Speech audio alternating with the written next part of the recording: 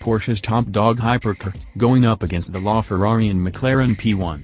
It's a hybrid, too, sporting a race-bred 4.6-liter naturally aspirated V8, producing 608 bhp, together with a 149 bhp electric motor on the rear axle, and a 129 bhp electric motor on the front axle. That's right, it's a four-wheel drive electric hybrid Porsche hypercar, producing a total of 886 bhp, that's almost 100 bhp up from the original estimation.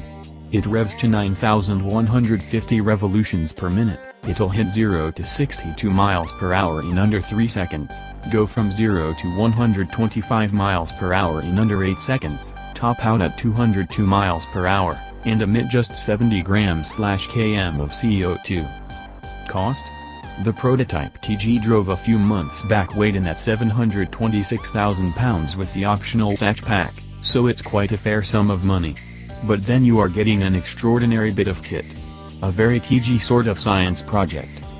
In it, Porsche factory driver and certified helmsmith Patrick Long blitzes around Texas's Circuit of the Americas.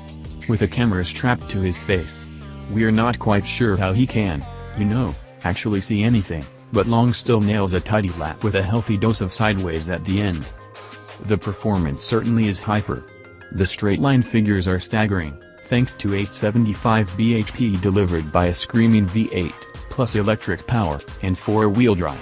Porsche claims 0 to 60 miles per hour in 2.5 seconds, and 0 to 125 miles per hour in 7.2, and 0 to 186 miles per hour, 300 kilometers per hour, in 20.9.